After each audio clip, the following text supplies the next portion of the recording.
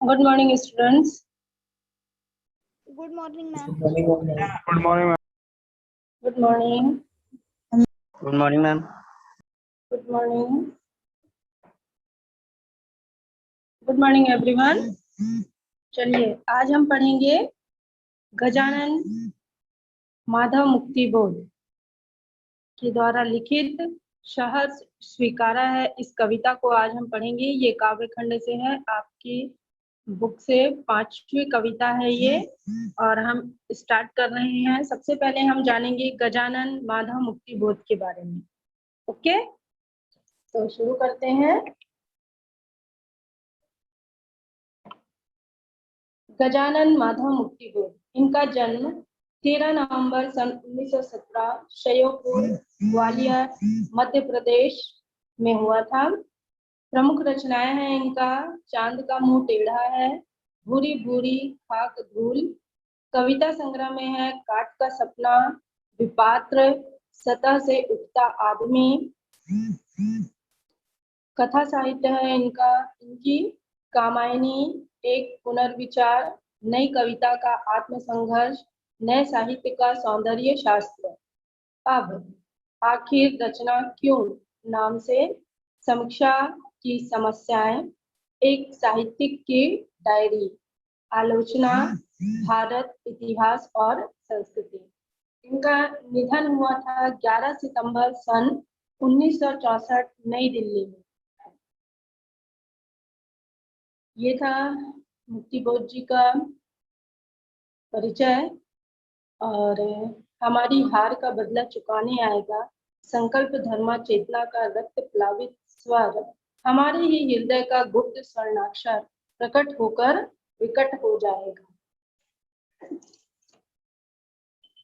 इनकी शिक्षा, प्रारंभिक शिक्षा उज्जैन में हुई। 1938 में बीए पास करने के पश्चात उज्जैन के मॉडर्न स्कूल में अध्यापक हो गए। 1954 में एमए करने पर राजनांदगांव के दिग्विजय कॉलेज में प्राध्यापक पद पर नियुक्त हुए। व्यक्तित्व है इनका, हिंदी साहित्य में सर्वाधिक चर्चा के केंद्र में रहने वाले मुक्ति बोध कहानीकार भी थे और समीक्षक भी। उन्हें प्रगतिशील कविता और नई कविता का सेतु भी माना जाता है। इनकी रचनाएं हैं काव्य संग्रह में, अभी मैंने बताया काव्य संग्रह में आएगा चांद का मुंह टेढ़ा है, भूरी भूरी खाक धूल। कहानी संग्रह है इनका काट का सपना, विपात्र, सतह से उठता आदमी। भाषा शैली है इनकी मुक्ति बोध काव्य की भाषा और शिल्प की पहचान उनके अनूठे प्रतीक, बिंब, अलंकार, प्रचुर शब्द का विविधता पूर्ण प्रयोग, मुहावरे, लोकोक्तियों के प्रयोग तथा छंद विधान के सार्थक प्रयोग के साथ फैंटेसी के रूप में हिंदी साहित्य में अपना विशिष्ट पहचान अंकित करती है। वे अपने विचारों की अभिव्यक्ति भाषा के चाहे जिस रूप में करा लेते थे, उनको वाणी का डिटेक्टर कहा गया है। साहित्य में स्थान है इनका मुक्ति बोध तार सप्तक के पहले कवि माने जाते हैं। मनुष्य की अस्मिता, आत्म संघर्ष और प्रखर राजनीतिक चेतना से समृद्ध उनकी कविता बार बार शतक के माध्यम से सपने आई। ये था गजानन माधव मुक्ति बोध जी का जीवन परिचय। अब देखते हैं पाठ जो ये हम कविता पढ़ने जा रहे हैं इसके बारे में क्या है। संक्षिप्त परिचय। सहज स्वीकारा है। काव्य गजानन माधव मुक्ति बोध के जीवन के निजी अनुभवों पर आधारित है। प्रस्तुत कविता में कवि ने अपनी सबसे प्रिय माँ अथवा पत्नी अथवा प्रेयसी अथवा अन्य कोई गुप्त संबंधी को संबोधित कर कहते हैं कि मेरी जिंदगी में जो कुछ भी है मैंने खुशी से स्वीकार कर लिया है, क्योंकि वो सब कुछ तुम्हें प्यारा है और तुम्हारा ही दिया हुआ है, चाहे वो जीवन की गरीबी का अनुभव हो, चाहे विचार वैभव हो, चाहे प्रेम हो या संवेदना हो। मेरा तुमसे न जाने क्या नाता है, जो चांद की तरह खूबसूरत मुख पर मेरा प्रेम झरता रहता है। कवि अपने प्रिय के प्रेम व ममता के आगोश में इतना जकड़ गया है कि वह स्वयं को कमजोर और भविष्य के लिए असहाय सा अनुभव करने लगा है। अतः वह स्वयं को प्रिय के बिना सबल बनाने के लिए उससे दूर जाना चाहता है, इतना दूर कि अमावस की तरह काली अंधेरी गुफा में जाकर स्वयं को दंड देना चाहता है।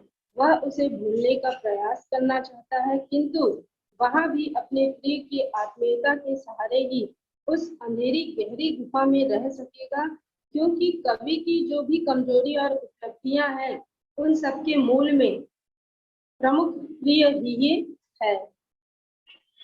तो ये था पाठ का संक्षिप्त परिचय।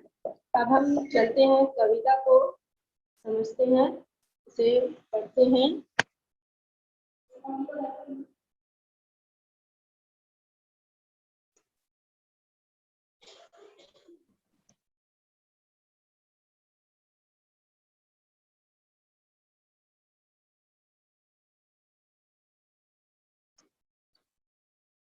देखिए, ये है सहर्ष स्वीकारा है।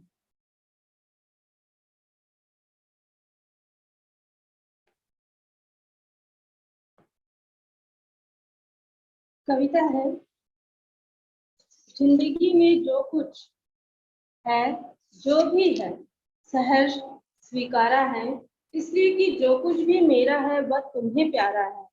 गर्बीली गरीबी यह ये गंभीर अनुभव सब, यह विचार वैभव सब,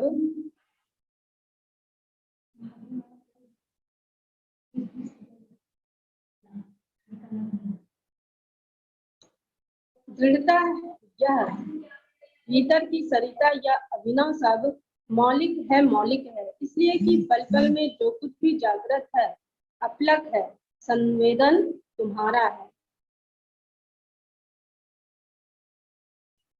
उपरोक्त काव्यांश में कवि ने जीवन के प्रति सकारात्मक नजरिया रखते हुए परिस्थिति को समान भाव से स्वीकार करते हुए जीवन व्यतीत करने की बात कही है। यहाँ पर जीवन में जो कुछ भी है, जो भी है, सहर्ष स्वीकारा है से मतलब कवि अपने प्रिय को संबोधित करते हुए कहते हैं कि जीवन में जो कुछ भी है उसे मैंने खुशी से अपनाया है, क्योंकि मेरी हर चीज तुम्हें प्यारी है। गर्बीली गरीबी यह ये गंभीर अनुभव सब, यह विचार वैभव सब, दृढ़ता यह है भीतर की सरिता या अभिनव सब मौलिक है। मैंने गरीबों के दिनों को गर्व से व्यतीत किया है, मतलब जो गरीबी के दिन थे उसे भी कवि ने गर्व से स्वीकारा है। मैंने उन दिनों के गंभीर अनुभव को प्राप्त किया है। इन दिनों मैं अपने विचारों को मैंने दृढ़ और समृद्ध किया है। मौलिक है इसलिए कि पल पल में जो कुछ भी जागृत है, अपलक है, संवेदन तुम्हारा है। मेरे अंदर जो नवीन अनुभव, विचार और भावनाओं की जो नदी है वो वास्तविक है, क्योंकि जीवन में बिना पलक झपकाए भी मैं चेतना युक्त चिंतनशील हूँ। उन सबके पीछे तुम्हारी प्रेरणा मेरे साथ है। कवि ने अपने जीवन को गरीबी के गर्व भरे दिन, गरीबी अनुभव, गंभीर अनुभव, समृद्ध और दृढ़ विचार और वो सब कुछ जो उसकी प्रेयसी को प्यारा है, उसे उसने सहर्ष स्वीकार किया है। कवि ने नवीन विचार, अनुभूतियां और जो भावनाएं हैं वो मौलिक है। कवि ने कविता माँ या पत्नी या प्रेयसी या किसी निकट संबंधी को संबोधित कर लिखा है, जो गुप्त रहस्य है। इस कविता को किसके लिए लिखा गया है ये गुप्त है, बट हम सिर्फ अनुमान लगा सकते हैं, या तो माँ या पत्नी या प्रेयसी या किसी निकट संबंधी जिनसे उनका बहुत गहरा रिश्ता हो, उनके ऊपर उन्होंने यह कविता लिखी है। और जो कुछ भी जागृत है, अपलक है, यहाँ कवि की चेतना चिंतनशीलता, विचारों की गतिशीलता है।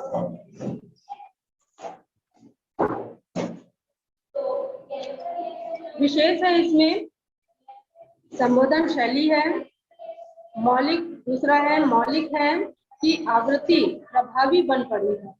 तीसरा है विचार वैभव और भीतर की सरिता में रूपक अलंकार तथा पल पल में पुनरुक्ति प्रकाश अलंकार है। चौथा है सहर्ष स्वीकारा, गर्वीली गरीबी में विचार वैभव में अनुप्रास अलंकार की छटा है। खड़ी बोली है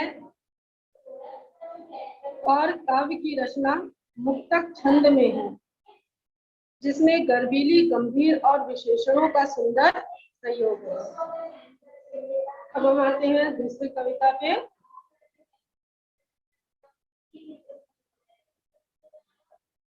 जाने क्या रिश्ता है, जाने क्या नाता है, जितना भी उड़ेलता हूँ भर भर फिर आता है।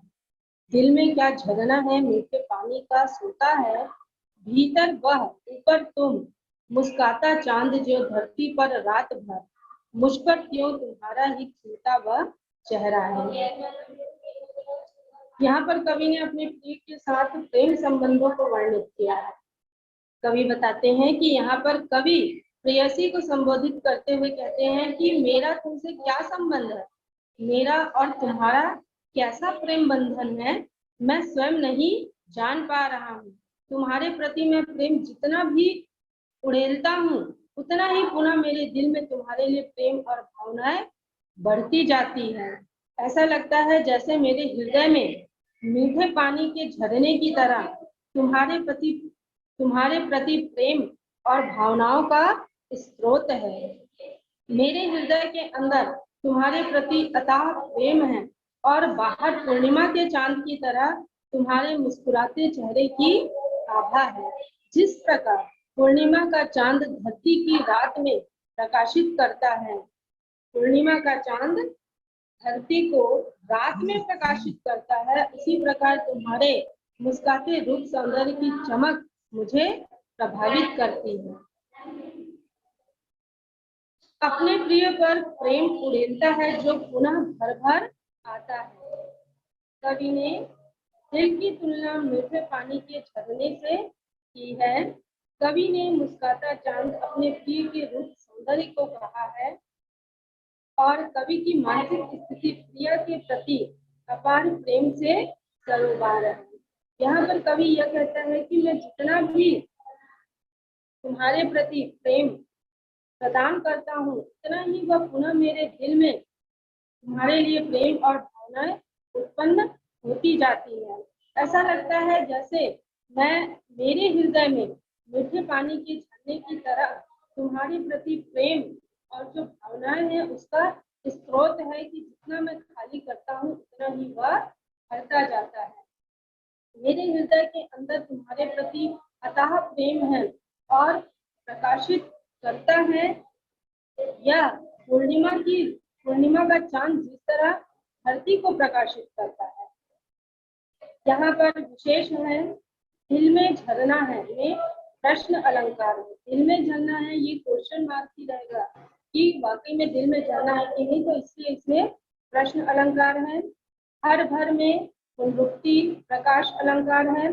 जितना भी उड़ेलता हूँ हर भर फिर आता है में विरोधाभास अलंकार है। मीठे पानी का सोता है में रूपक अलंकार है। प्रिय के मुख के चांद के साथ समानता के कारण उपमा अलंकार है।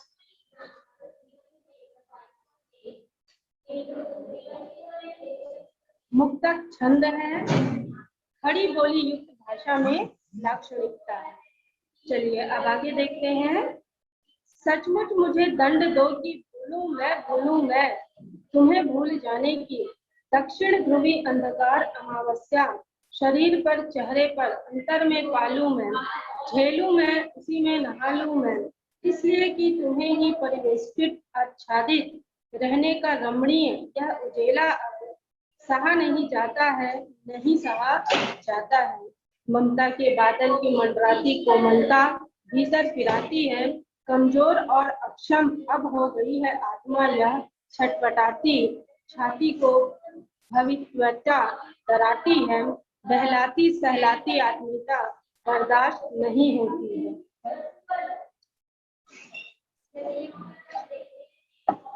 यहाँ पर कवि बता रहे हैं कि कवि जो है वो अपने प्रिय के अपार प्रेम के आवरण से दुखी होकर बाहर निकलना चाहता है, उससे दूर रहने का स्वयं को दंड देने की व्याख्या करता है। कवि कहता है कि हे प्रिय, तुम मुझे ऐसी सजा दो कि मैं तुम्हें भूल जाऊं, मैं तुम्हें भूल जाने की ऐसी सजा पाऊं जो दक्षिणी ध्रुव की काली घनेरी अमावस के अंधकार की तरह वियोग की छाया जो है वो मेरे शरीर पर, मेरे चेहरे पर और मेरे हृदय पर दिखाई पड़ी। मैं वियोग की पीड़ा को इतना सहन करूं कि पूरी तरह वियोग दर्द से सरोबार मतलब डूब जाऊं, क्योंकि तुम्हारे स्नेह का मनोरम प्रकाश मुझे चारों तरफ से अपने आवरण से ढक लिया है और तुम्हारे स्नेह में डूबा हूँ। अब वह मेरे लिए असहनीय हो गया है। तुम्हारे स्नेह का कोमल स्पर्श मुझे विपत्ति के बादल की तरह भयभीत होता है। मैं निर्बल और असमर्थ हो गया हूँ।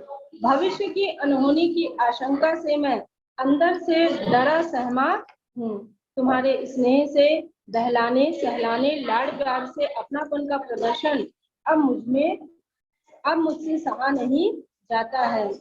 अर्थात मैं आत्मनिर्भर आत्मलंबन होना चाहता हूँ। कवि जो है वो अपने प्रिय के प्रेम आत्मीयता संरक्षण से परिवेष्टित आच्छादित है। कवि को अपने प्रिय द्वारा प्रेम से बहलाना सहलाना स्नेह की सुरक्षा सहा नहीं जाता है। कवि अपने प्रिय के स्नेह से स्वयं को दुर्बल और असमर्थ अनुभव करने लगा है, अतः उसे भविष्य की अनहोनी से डर लगता है, क्योंकि दक्षिणी ध्रुव की काली घनेरी अमावस के अंधकार की तरह वियोग की छाया कवि के शरीर पर, उनके चेहरे पर और उनके हृदय पर दिखाई पढ़ने के लिए कवि कह रहे हैं। और वो कह रहे हैं कि मैं ऐसी सजा पाऊं तुम्हें भूल जाने की कि जो वियोग की पीड़ा है उसको इतना सहन करो कि पूरी तरह वियोग दर्द में डूब जाऊं।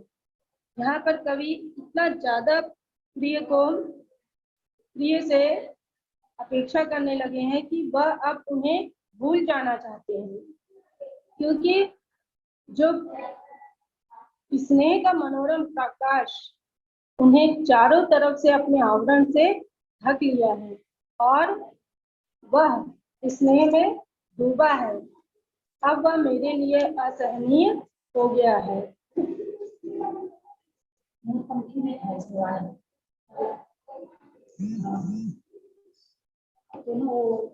देख लो बस।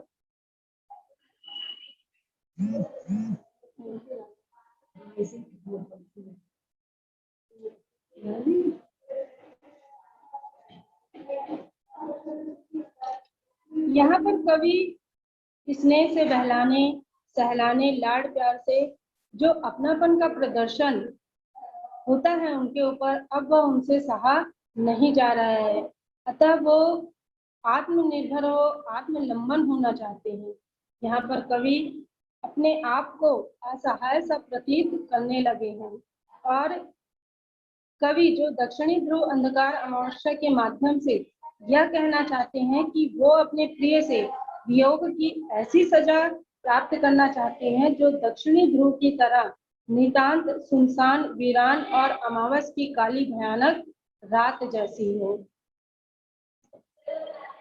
यहाँ पर विशेष में बता रहा है अंधकार अमावस्या निराशा के प्रतीक हैं। ममता के बादल दक्षिणी ध्रुव अंधकार अमावस्या में रूपक अलंकार, छटपटाती छाती में अनुप्रास अलंकार तथा बहलाती सहलाती में स्वर मैत्री अलंकार है। कोमलता व आत्मीयता का मानवीकरण किया गया है। ये था। अब देखते हैं लास्ट वाला कि सचमुच मुझे दंड दो कि हो जाऊं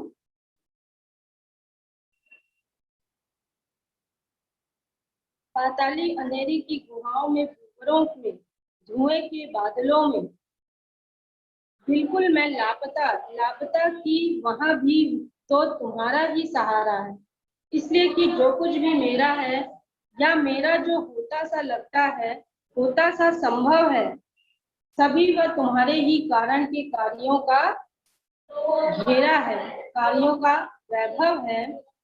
अब तक तो जिंदगी में जो कुछ था, जो कुछ है, सहज स्वीकारा है, इसलिए कि जो कुछ भी मेरा है वह तुम्हें प्यारा है।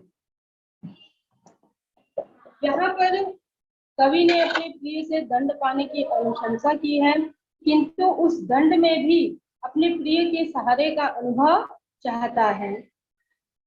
कवि अपने प्रिय से दंड की गुहार करते हुए कहते हैं कि मुझे ऐसी सजा दो कि मैं पाताल की अंधेरी गुफाओं और सुरंगों में गुम हो जाऊं, धुएं के काले बादलों में ऐसे गुम हो जाऊं कि स्वयं को भी न पहचान पाऊं। मेरी ऐसी स्थिति की वजह तुम हो।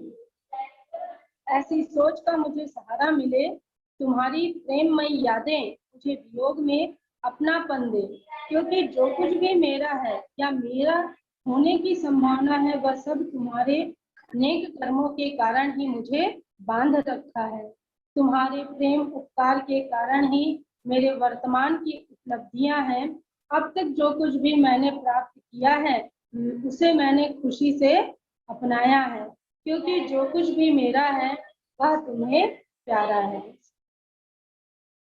कवि पाताली सकरी अंधेरी गुफाओं में, सुरंगों में, धुएं के घने बादलों के बीच लापता हो जाना चाहते हैं, क्योंकि वो प्रेम के वियोग में है और उन्हें अब वह चाहते हैं कि मुझे अब तुम्हारे द्वारा ही सजा मिले, क्योंकि तुम्हारे द्वारा सजा ही मुझे